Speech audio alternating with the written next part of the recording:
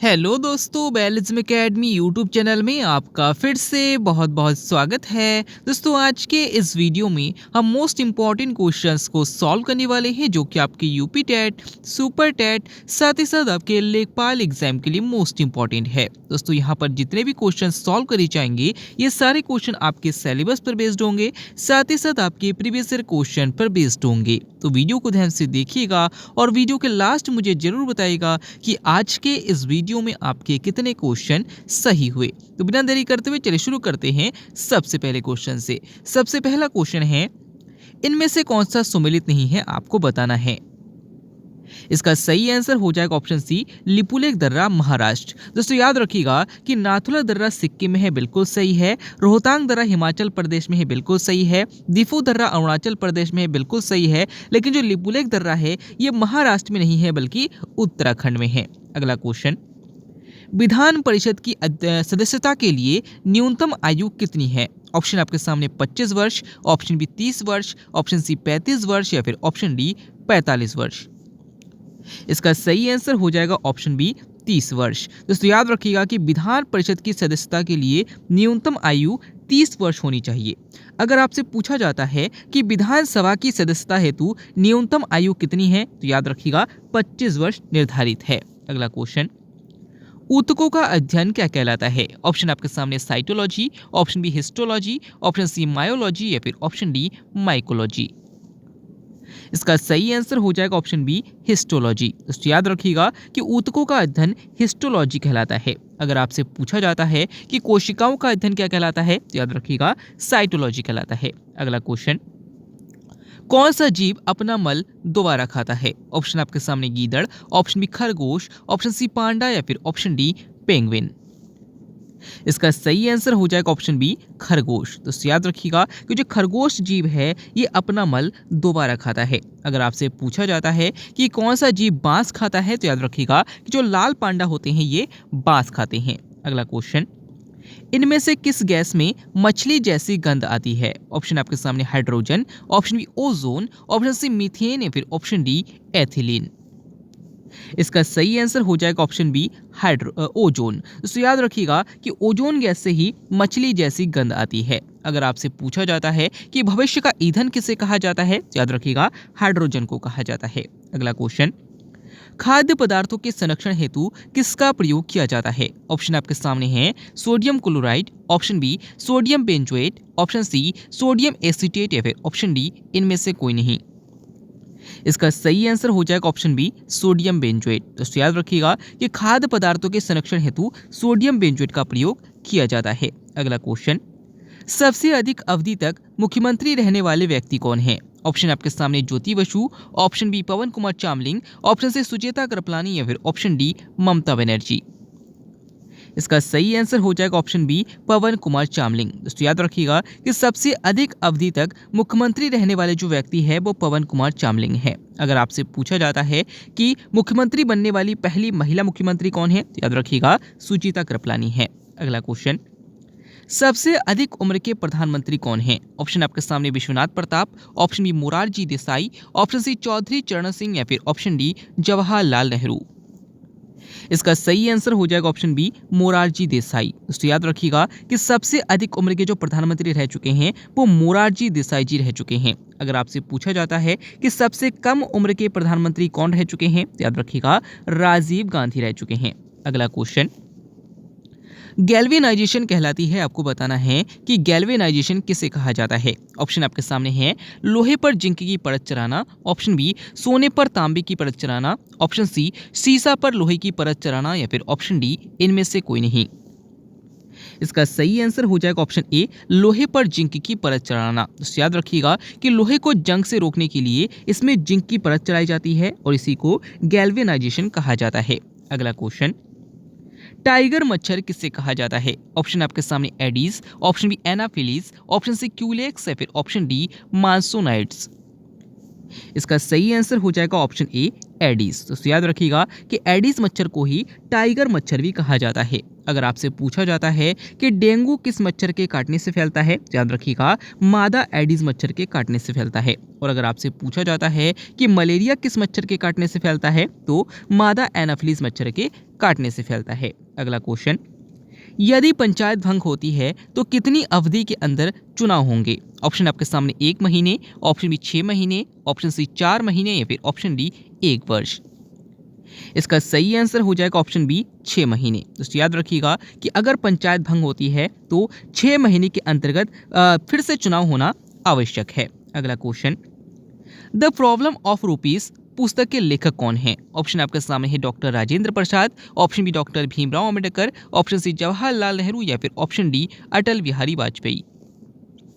इसका सही आंसर हो जाएगा option B doctor Bhimrao Ambedkar. तो याद रखिएगा कि द प्रॉब्लम ऑफ रुपीस जो पुस्तक है वो डॉक्टर भीमराव अंबेडकर की पुस्तक है। अगर आपसे पूछा जाता है कि आधुनिक युग का मनु किसे कहा जाता है, याद रखिएगा डॉक्टर भीमराव अंबेडकर को ही कहा जाता है। अगला क्वेश्चन, राष्ट्रीय गीत पहली बार कब गाया गया? ऑप्शन आपके सामने 1896, ऑप्शन बी 1911, ऑप्शन सी 2001 या फिर ऑप्शन डी 1947।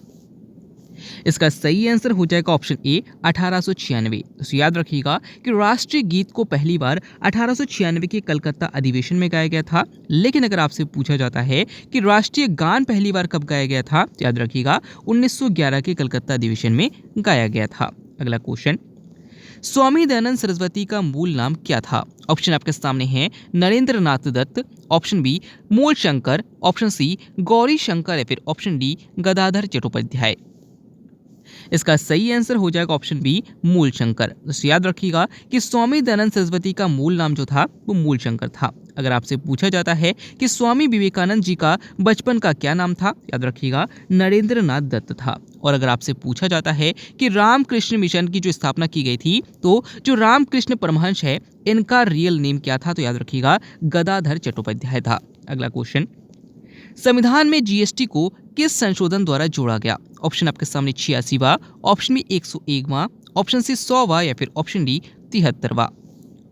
इसका सही आंसर हो जाएगा ऑप्शन बी 101वां। तो याद रखिएगा कि संविधान में जीएसटी को 101वां संविधान संशोधन के द्वारा जोड़ा गया था। अगर आपसे पूछा जाता है कि जीएसटी को लागू कब किया गया था, तो याद रखिएगा 1 जुलाई 2017 को लागू किया गया था। अगला क्वेश्चन, पठारी महाद्वीप किसे कहा जाता है? ऑप्शन आपके सामने Asia, option B Europe, option C Africa या फिर ऑप्शन डी ऑस्ट्रेलिया।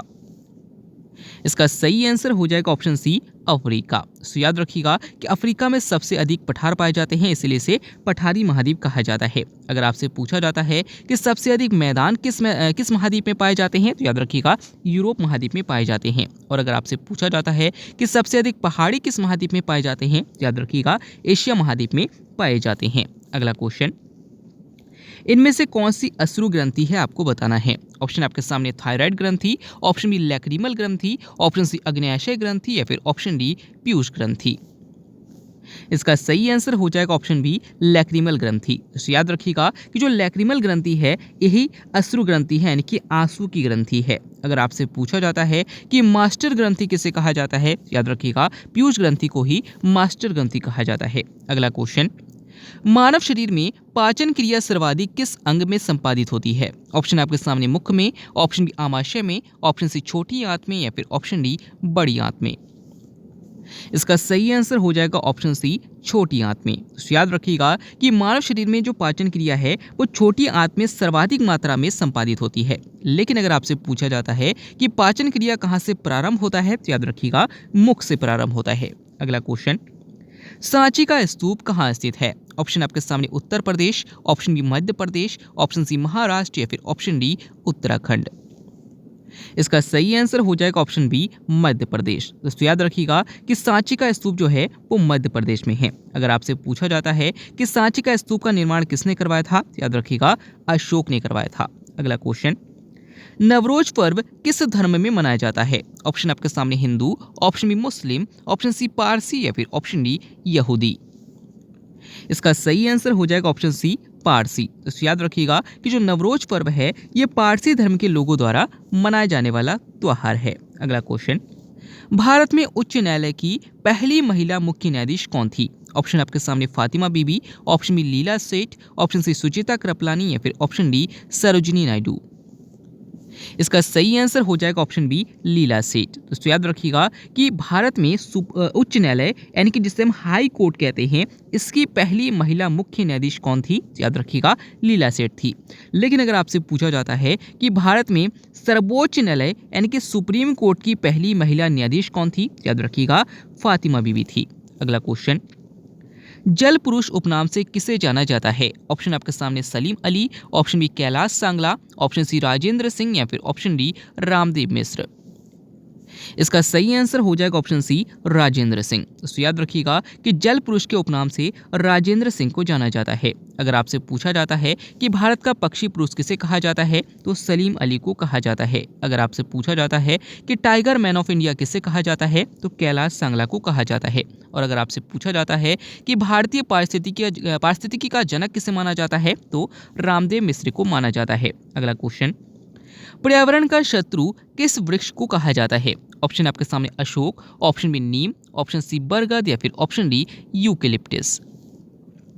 इसका सही आंसर हो जाएगा ऑप्शन डी यूकेलिप्टिस। दोस्तों याद रखिएगा कि यूकेलिप्टिस वृक्ष को ही पर्यावरण का शत्रु या फिर आतंकवादी वृक्ष कहा जाता है। अगला क्वेश्चन, डॉल्फिन को राष्ट्रीय जलीय जीव कब घोषित किया गया? ऑप्शन आपके सामने 2000, ऑप्शन बी 2006, ऑप्शन सी 2009 या फिर ऑप्शन डी 2014।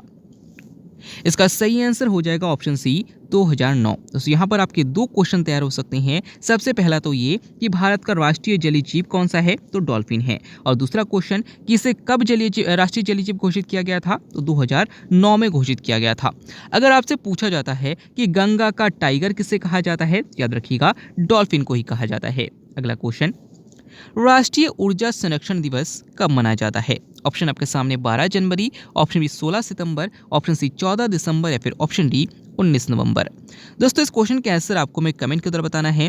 आज के वीडियो में आपके कितने क्वेश्चन सही हुए, साथ ही साथ आज का वीडियो आपको कैसा लगा कमेंट बॉक्स में जरूर बताइएगा। अगर आप टेलीग्राम ग्रुप को ज्वाइन करना चाहते हैं तो डिस्क्रिप्शन में लिंक दिया गया है, वहां से आप ज्वाइन कर सकते हैं। वीडियो अच्छा लगा तो वीडियो को लाइक कीजिएगा, चैनल को सब्सक्राइब कीजिएगा, अपने दोस्तों को शेयर कीजिएगा। मिलते हैं अगले वीडियो में, तब तक के लिए देखते रहिए, सीखते रहिए।